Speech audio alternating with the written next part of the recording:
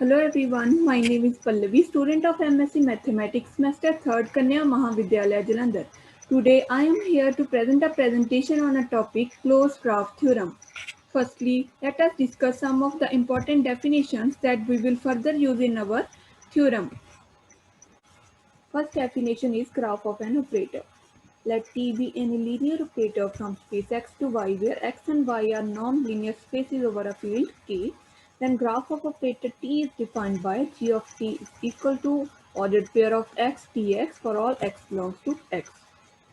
Given हम क्या लेकर चलेंगे कि T एक लीनियर ऑपरेटर है और X एंड Y दो हमारे पास नॉन लीनियर स्पेसेस है। और हमने लीनियर ऑपरेटर जो है डिफाइन किया है from space X to Y। जो ग्राफ ऑफ ऑपरेटर है उसे हम डिफाइन करते हैं, डिनोट करते हैं G ऑफ T और by this symbol and defined by ordered pair है हमारे पास X एंड Tx का।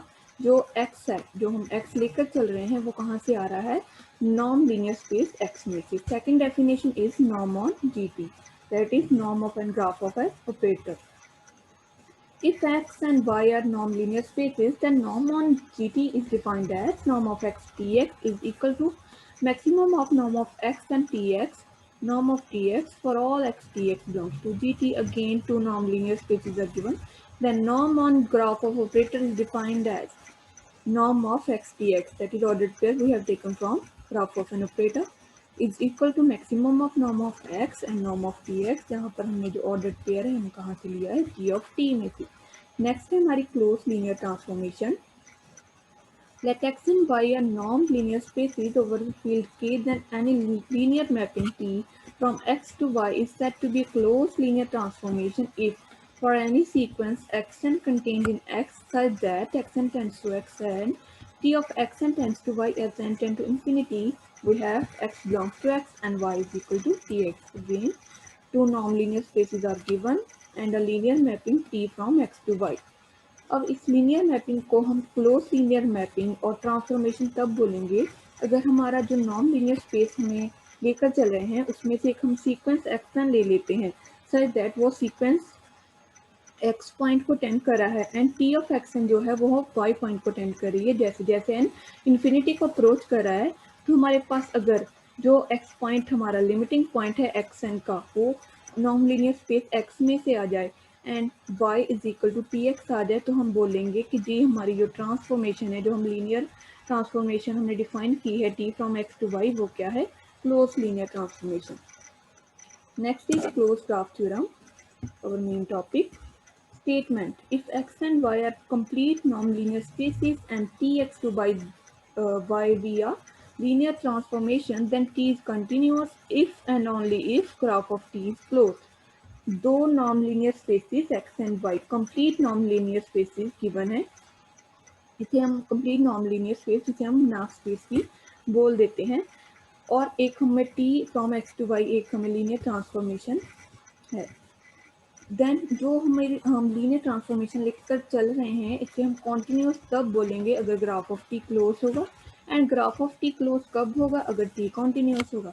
दैट इज हम इस थ्योरम को टू पार्ट्स में प्रूव करेंगे। फर्स्ट पार्ट में हम लेकर चलेंगे जो हमारा ऑपरेटर, जो हमारी ट्रांसफॉर्मेशन है वो कॉन्टिन्यूस है और प्रूव करेंगे ग्राफ ऑफ टी क्लोज है। एंड कन्वर्स पार्ट में हम लेकर चलेंगे कि ग्राफ ऑफ टी क्लोज है और प्रूव करेंगे जो हम लीनियर ट्रांसफॉर्मेशन, लीनियर ऑपरेटर लेकर चले हैं वो क्या है? Continuous. Now let us start our proof. Let X and Y be on two non-linear spaces, that is complete non-linear spaces over a field K, and Tx to Y be a linear transformation. हमारे पास जो हमने firstly statement में भी discuss किया है कि हमारे पास दो नॉन लीनियर स्पेसिस हैं over a field of scalars के एंड Tx to Y एक क्या है? Linear transformation. फर्स्टली हम लेकर चल रहे हैं कि T क्या है? कॉन्टिन्यूस, और हम प्रूव करेंगे graph of T is close. We know that graph of T पहले भी डिस्कस कर चुके हैं कि ग्राफ ऑफ T को कैसे डिफाइन किया जाता है। Ordered pair of x Tx for all x belongs to x, और वी नो दैट अगर हमें किसी भी सेट को क्लोज प्रूव करना हो तो हम प्रूव कर देते हैं कि उस सेट का जो क्लोजर है उस सेट के इक्वल ही आ रहा है। फॉर एग्जाम्पल हमारे पास कोई भी दो सेट हैं, एक सेट है A और A closure, this is closure of A. और जो हमारे पास रिलेशन होता है इज ऑलवेज ट्रू। अगर हमने प्रूव करना है कि जो हमारा ए है वो क्लोज है, तो हम सेट को क्लोज प्रूव करने के लिए क्या प्रूव करेंगे, that is A is equal to closure of A. इसके लिए हम जे हम शो करेंगे that is A is contained in A closure and A closure is contained in A. दोनों रिलेशन से हमारे पास आ जाएगा कि A is equal to A closure. और बट जे तो रिजल्ट ऑलवेज ट्रू होता है कि A is contained in A closure. हमारे पास प्रूव करने के लिए फिर एक ही पार्ट रह जाता है, that is A closure is contained in A. Similarly हम ग्राफ ऑफ टी के लिए भी ऐसे लेकर चलेंगे, that is graph of T is graph of T, G of T is contained in G of T closure, always true result है। हम prove करेंगे कि that is G of T closure is contained in G of T. उसके लिए हम क्या करेंगे, पहले हम एक पॉइंट लेकर चलेंगे जी ऑफ टी क्लोजर में से, xy belongs to g of t closure, that is xy becomes the limit point of g of t. According to the definition of limit point, there exists a sequence x and txn in gt such that x and txn tends to xy as n tends to infinity. We have already discussed about this that हमने एक g of t closure में से एक point लिया और जो xy हमारा क्या बन गया, g of t का एक लिमिट पॉइंट बन गया। अब हमने डेफिनेशन लगाई लिमिट पॉइंट की कि कोई ना कोई जी ऑफ टी में एक ऐसा सीक्वेंस एग्जिस्ट करेगा जिसकी लिमिटिंग वैल्यू क्या होगी, x y. Then that means that x and T x n tends to x y as n tend to infinity. That is difference of x and txn minus xy is equal to 0. If difference of x and txn minus xy is equal to 0, then norm of x and txn minus xy always tends to 0 as n tend to infinity. अब हमने क्या किया, xn को x के साथ and txn को y के साथ लिख दिया in this form, that is xn minus x and comma txn minus y, which also tends to 0 as n tend to infinity. हमने पहले डेफिनेशन डिस्कस की थी नॉर्म ऑफ एन ग्राफन ऑपरेटर, वही यहाँ पर हम अप्लाई करें, that is norm of x n minus x and T x n minus y is equal to maximum of norm of x n minus x and norm of T x n minus y. हमने discuss ऐसे किया था कि हमारे पास दो spaces थी x and Y, उसमें से एक्स एंड टी एक्स का हमने नॉर्म डिफाइन किया था, जहाँ पर एक्स की प्लेस पर हमारे पास है x n minus x and y sorry T of x की प्लेस पर है T x n minus y. Just a second, yes हमने डिफाइन किया था कि maximum of norm of x and maximum of norm of T x, वहाँ पर जहाँ जहाँ पर एक्स था हमने वहाँ पर लिख दिया एक्स एन माइनस एक्स, जहाँ जहाँ जिस प्लेस पर हमारे पास टी ऑफ एक्स था वहाँ पर लिख दिया T of x n minus y, which also tends to 0 as n tend to infinity. If maximum of two terms tend to 0, that is these terms are always also tends to 0. This means xn minus x tend to 0 as n tend to infinity and t of xn minus y tends to 0 as n tend to infinity. This implies in next step that xn tend to x as n tend to infinity and txn tends to y as n tend to infinity. Now we will move further. Just a second. Now we know that T is a continuous operator. Continuous operator. Now we are applying the definition of continuity. That is, if xn is tending to x as n tend to infinity, then T of xn will always tend to Tx as n tend to infinity. यहाँ पर हमने continuity की definition लगाई है कि अगर कोई xn हमारे पास sequence है space x में, तो वो x को tend कर रहा है as n tend to infinity। जब हम उस पर कोई ऑपरेटर या कोई फंक्शन डिफाइन कर देते हैं, जहाँ पर हम ऑपरेटर्स की बात करें कि टी कॉन्टिन्यूस ऑपरेटर दिया है, तो जब हमने टी ऑपरेट किया एक्स एन पर, तो वो किसको टेंड करेगा, टी ऑफ एक्स को as n tend to infinity. But we know that limit of the sequence is always unique if it exist. पिछली स्लाइड में हमने जहाँ पर एन में प्रूव किया था, यहाँ पर that is T of x n is tend to y as n tend to infinity, but यहाँ पर हम बोले हैं T of x n is tend to f T x as n tend to infinity. but limit of sequence is always unique. This means that y is equal to tx. That is, this limit and this limit both are same.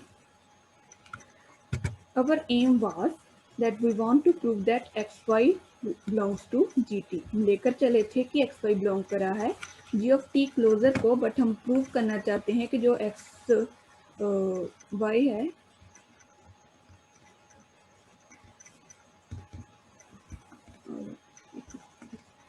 जो हमारा x Y है वो किसको belong करना चाहिए, जी of T को. Now x Y हम यहाँ पर प्रूव करें चुके हैं कि जो हमारा y is equal to T x, यहाँ पर y की वैल्यू पुट कर दी हमने, y is equal to T x बन गया x T x. And x n is a Cauchy sequence in a complete non linear space.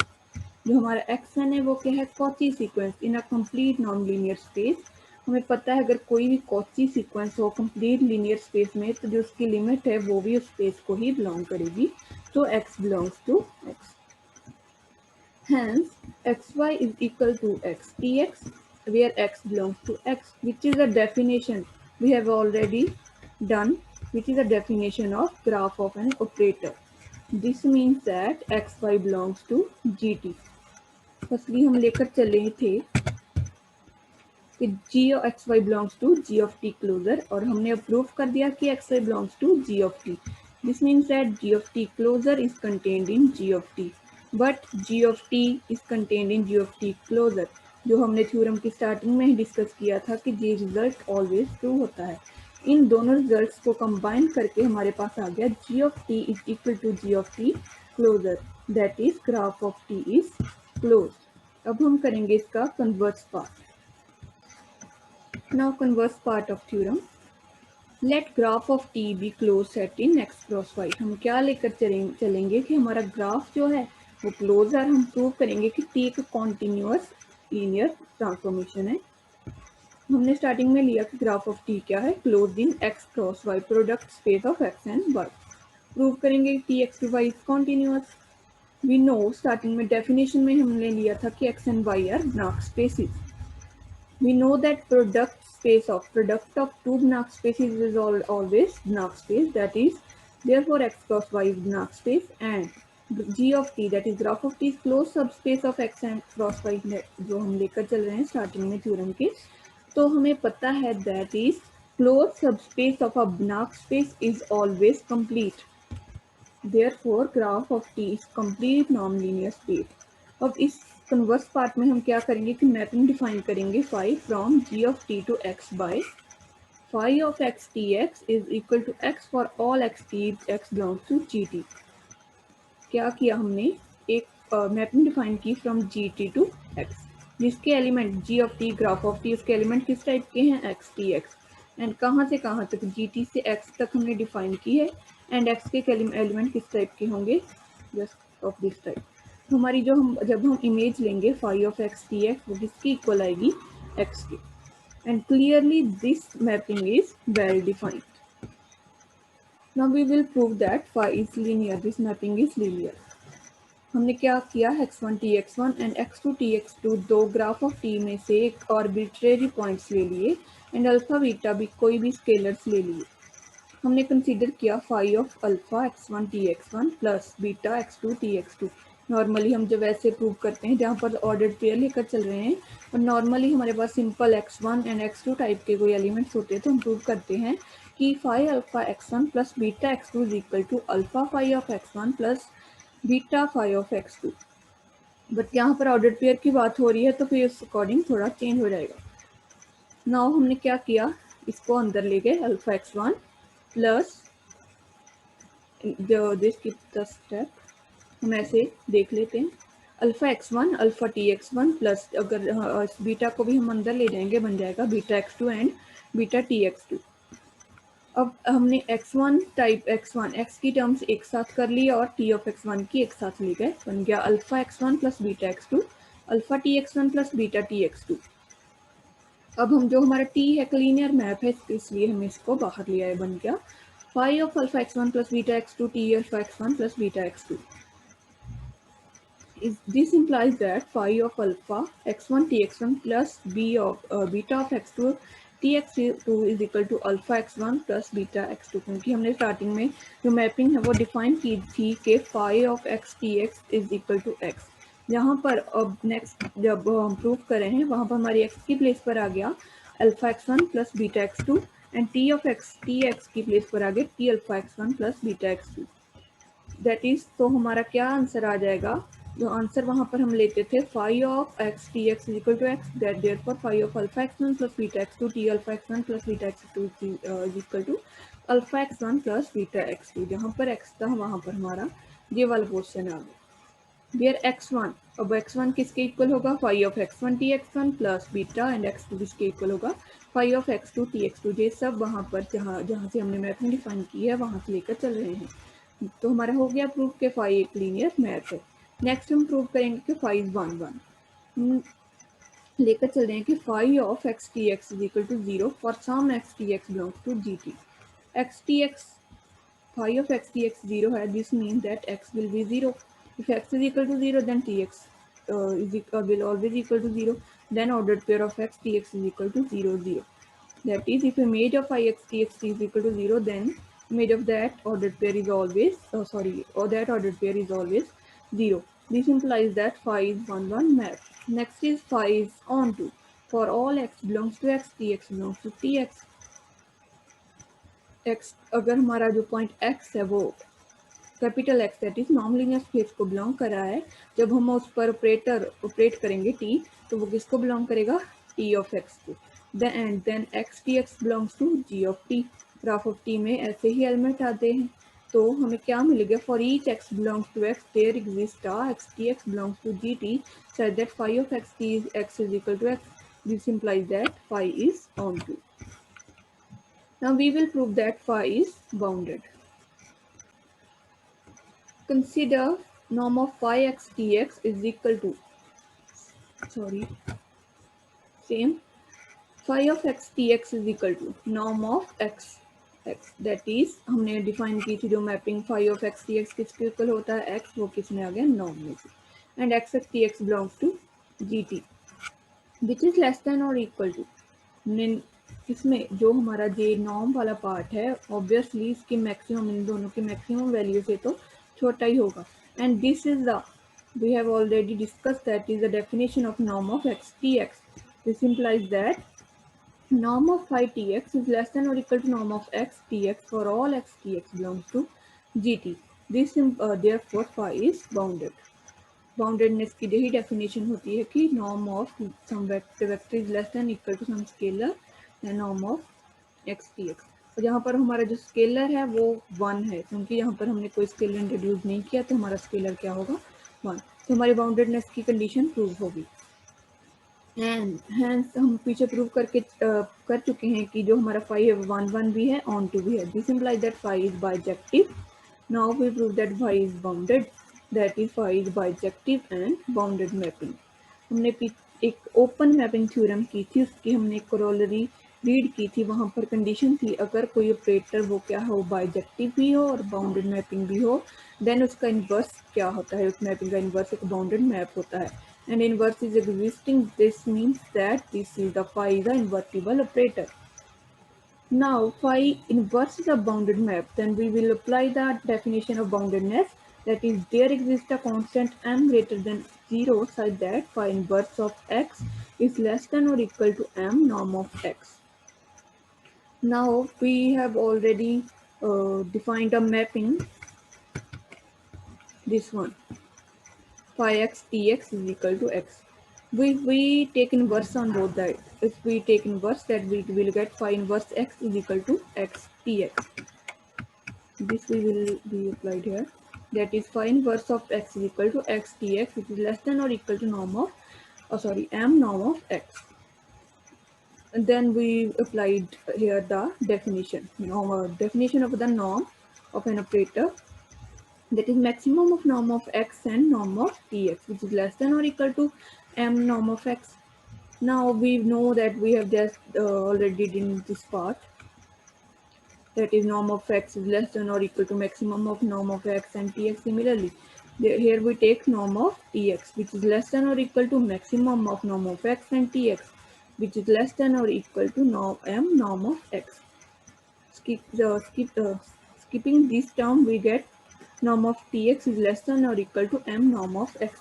That is the definition of the bounded linear operator. This proves that T is a bounded linear operator. And we know that boundedness implies continuity. Therefore, T is a continuous operator. हम starting में लेकर चले थे कि जो हमारा graph of T एक closed है और हमने प्रूव करना था कि टी कॉन्टिन्यूस ऑपरेटर है, वो हमने प्रूव कर दिया कि टी हमारा क्या है, कॉन्टिन्यूस ऑपरेटर। तो हमारी यहाँ पर थ्योरम कंप्लीट होती है। Thank you.